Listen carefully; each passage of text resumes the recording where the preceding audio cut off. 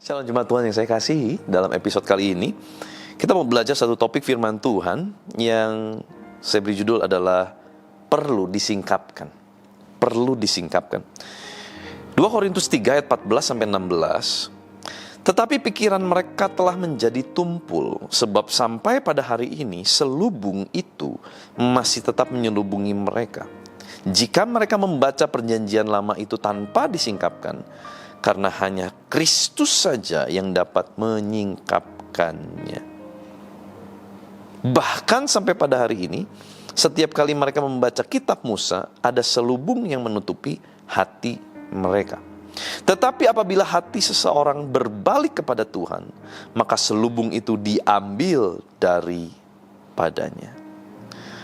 Nah saudara, tentu ini menjadi topik diskusi yang cukup hangat. Karena ada beberapa orang mungkin yang berpandangan bahwa gak perlu lagi baca perjanjian lama.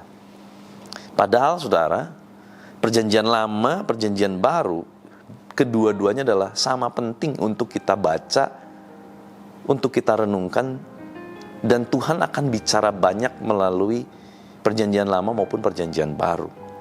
Justru buat saya pribadi, saya banyak disingkapkan, banyak diwahyukan adalah hal-hal yang terjadi dalam perjanjian lama.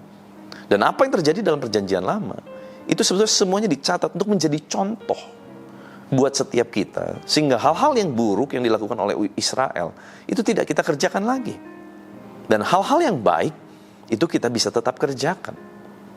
Kita bisa belajar banyak hal, banyak penyingkapan tentang kedatangan Kristus juga melalui perjanjian lama. Maka dari itu saudara, perjanjian lama menurut saya pribadi sama penting dengan perjanjian baru, dan kita perlu baca. Nah cuman begini saudara ya, gak mudah baca perjanjian lama.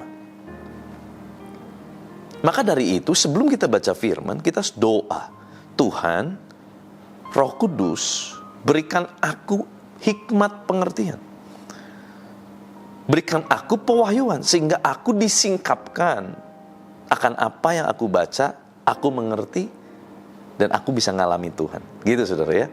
Nah, jadi jelas di sini ya, firman Tuhan mengajar kita untuk kita dapat menyingkapkan perjanjian lama, ternyata hanya melalui apa? Kristus yang menerangi setiap kita.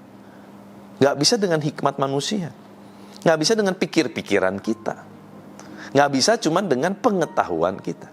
Harus oleh kuasa Kristus. Maka dari itu saudara, kita perlu banget Roh Kudus itu selalu mendampingi kita. Khususnya juga waktu kita baca firman. Nah saudara, hanya kepada murid Tuhan Yesus memberikan pengertian dari setiap perumpamaan yang dia katakan, betul ya?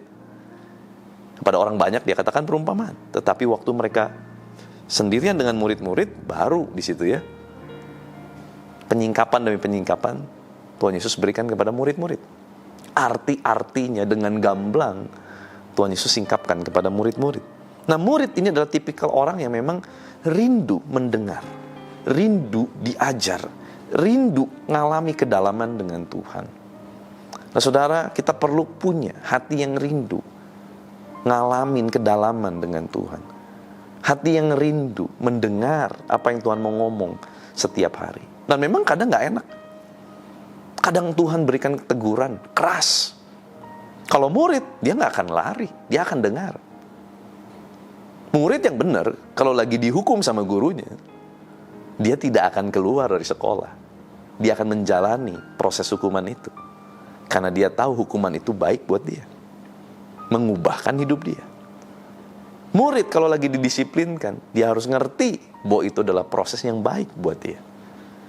Murid waktu diajar, dia harus duduk diam mendengar.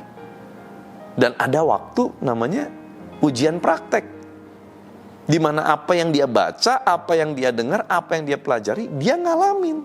Ujian praktek, saudara. Nah ini murid ngalamin. Maka dari itu, kita harus mau jadi murid.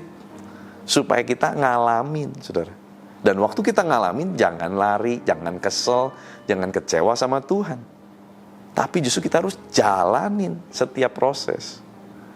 Mungkin ada di antara saudara yang lagi ngalami proses pendisiplinan. Saudara jangan kecil hati. Justru kalau kita ngalami proses pendisiplinan, artinya Tuhan mau mendewasakan kita. Sehingga kita bukan jadi anak-anak gampang, bukan jadi murid-murid gampang, tapi menjadi murid-murid teladan, murid-murid yang punya kualitas yang sama dengan gurunya. Nah saudara, giat-giatlah kita membaca firman Tuhan, termasuk Alkitab Perjanjian Lama. Nah sedikit tips buat saudara. Kalau saudara mulai mau baca Perjanjian Lama, mungkin kalau dari kitab Kejadian banyak tentang silsilah dan sebagainya, saudara bisa mulai dari kitab Mazmur.